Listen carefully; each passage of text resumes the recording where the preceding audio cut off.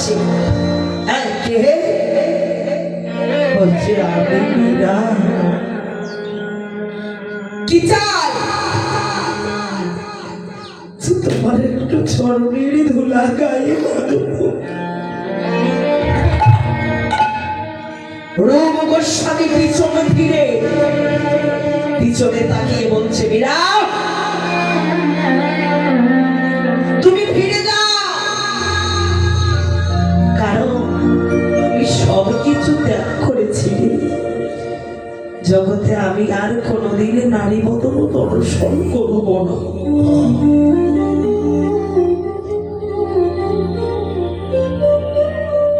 আমি একজন সন্ন্যাস, সন্ন্যাসের পক্ষে নারী বদন দর্শন করা সম্ভব। আমি নারী বদন দেখব না। মীরা দরজায় দাঁড়াইয়া দুটি নয়নের জলে কাঁদছে আর ভিজে যাচ্ছে। বলছি বাবা, ও বাবা, আমি তো জানি,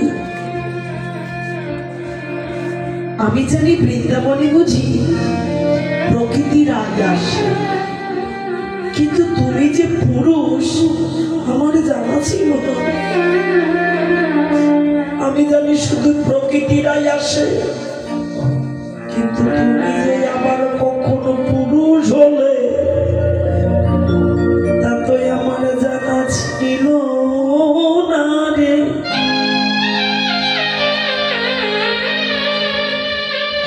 শাস্ত্র বললেন প্রকৃতি হইয়া যেবা করে প্রকৃতির সম্ভাষণ।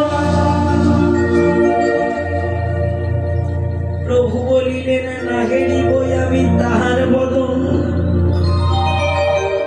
প্রকৃতি হইয়া যেবা করে প্রকৃতির সঙ্গ।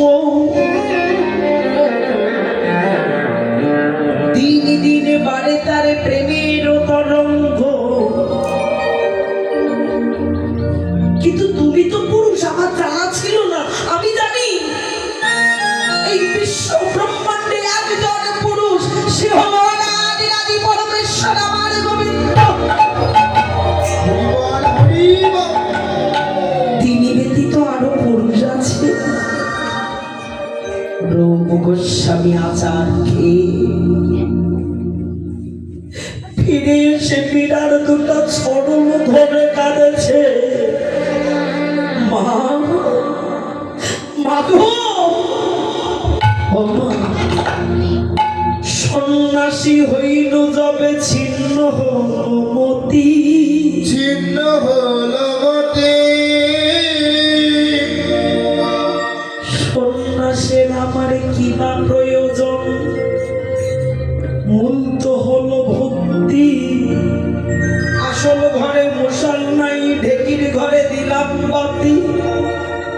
আমি বড় বৈষ্ণব, আমি বড় সন্ন্যাস, কিন্তু আমার ঘরে তো ভক্তি নাই। মা, আমি ভগবান দর্শন করবো কি করে? মা, আমি আমার প্রভুর কাছে প্রার্থনা জানা, ও গো দয়াময়,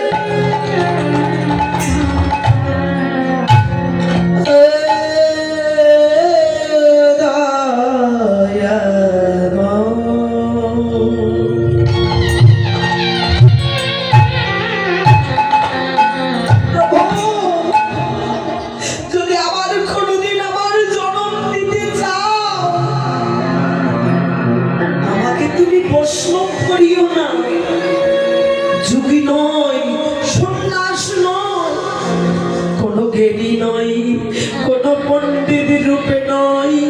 প্রভু হে, তুমি আমাকে আমার একটা শুদ্ধ কৃষ্ণ ভক্ত মা দিও।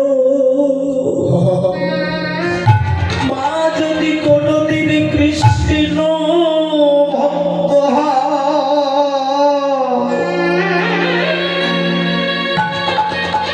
ওই গর্ভে কি অভক্ত সন্তানের জন্ম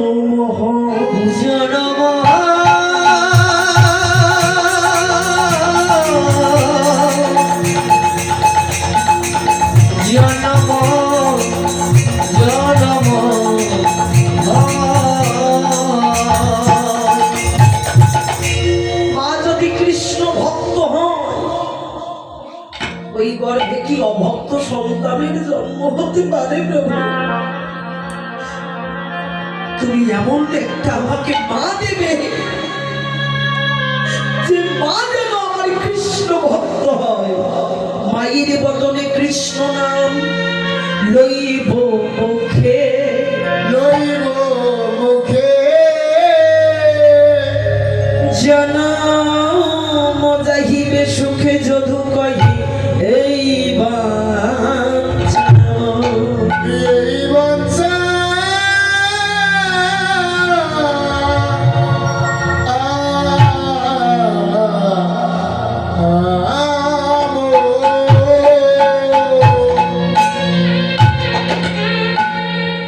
সেই পূর্বের কথা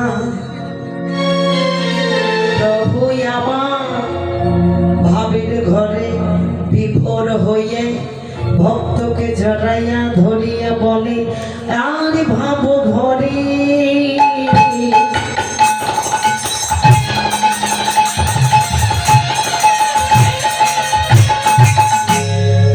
আজ কত কত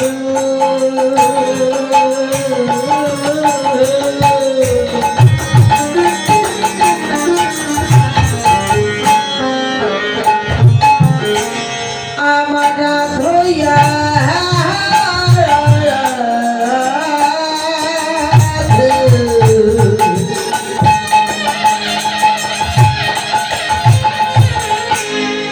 আধবানি আর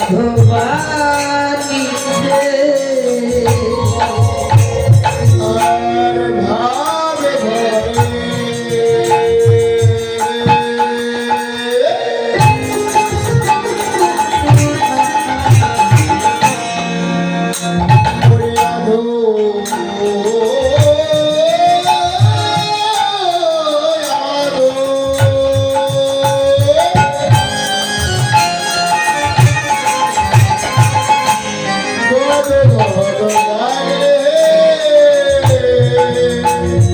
আজ অবিয়ার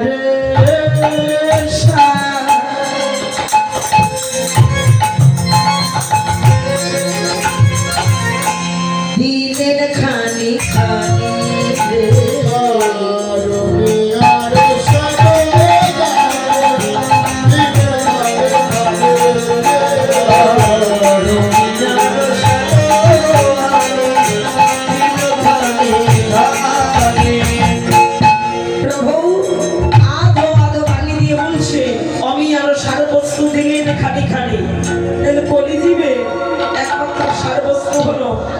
সবাই জানি হরিনাম, এটা মূল মন্ত্র, তাই না? সবাই জানি, কিন্তু সবার দেখা সবার বলা তো একরকম হয় না। হয়? সবার দেখা সবার বলা কি একরকম হয় না? সবার বলা দেখা একরকম হয় না। তো প্রভু আধ বাণী অমিও সার বস্তু দিলেন খানি খানি, তো খানি খানি ভাবে নাম দিলেন। কিন্তু এদিকে যারাই আমার খুব চতুর মানুষ, মানে চালাক মানুষ, যারা খুব চালাক, যারা নবদ্বীপে সবাই কিন্তু নাম নিল, সবাই শুধু নাম পেয়েছে এমনটা নয়। তো ভগবান বলেছে পাগাল মাছ যেমন খুব চালাক, তাই না? ওকে যে ধরতে পারবে তার চেয়ে চালাক হতে হবে, তা না হলে ধরতে পারবে না। পাওয়া যায় যে কাটা কাটা আলা মাছগুলো খুব চালাক না, ওকে ধরতে হলে আরো চালাক হতে হবে, তা না হলে ধরতে পারবে না। যদি ধরতে যায় ও আঘাত করবে। তো ভগবান যেমন চালাক, তাকে যদি পেতে চাও তার চেয়ে ডাবল চালাক হতে হবে, তারপরে ভগবানকে পাওয়া যাবে। কারণ বোকা লোকের জন্য ভগবান নয়, চালাক লোকের জন্য, মানে খুব চতুর ব্যক্তি যে ভগবান যেমন চতুর, তার চেয়ে যদি অধিক চতুর না হয় তবে ভগবানকে কখনো ধরতে পারে না। তাই নবদ্বীপে নাম দিল, কিন্তু ভগের উপর তো বাট পান আছে। তো এই বাট পাড়ের দলগুলো এখন দেখছে মহাপ্রভু কি আমাদেরকে বোকা ভাবছে? আমরা শুধু নাম নেব না গো, আমরা নাম নেব কেন? ও গো ফুলকে পড়িল তনু পিরিতের রস, ফুলকে পড়িল তনু পিরিতের রস, ফুলকে পড়িল তনু পিরিতের রস, ফুলকে পড়িল তনু পিরিতের রস, ভাবয়ে বসনয় কোন কোন খরচে, ভাবয়ে বসনে রঙ্গ কোন কোন খরচে, ভাবয়ে বসনয় রঙ্গ কোন কোন খরচে। পুলকে পড়ল তনু, মানে লক্ষ্য করে দেখলেন গৌরের দেহে প্রেম আছে। কত শুধু নাম বিলি করছে তাই না, কিন্তু ওর মাঝে যে প্রেম আছে ওটা দিচ্ছে না। দেখেছেন এমনি কিন্তু কেউ কিছু দেয় না, দেয় না চাইলে, অর্থাৎ সন্তান না কাঁদলে মা কিন্তু খেতে দেয়, কিন্তু মায়ের মতো আপন কেউ নাই, মায়ের মতো আবার শক্ত মানুষের সন্তান যতক্ষণ কাঁদে না ততক্ষণ মা খেতে দেয় না। তো এখন ঠিক গৌর হরি নাম দিয়েছে কিন্তু প্রেমটা দেয়নি। ও দেখতেছে দেখি কলির ভক্ত কি রকম হয়, তো ভক্ত তো খুঁজছে, দেখিলেন গৌরের দেহে প্রেম আছে। তো যখন বলছে প্রভু তোমার দেহে প্রেম বইয়ে যাচ্ছে, প্রভু কি করেছে? অঙ্গটা বারবার বসন দিয়ে ঢালছে, যেন ভক্তদের চোখে না পড়ে, দেহে যে প্রেম আছে এটা যেন চোখে না পড়ে।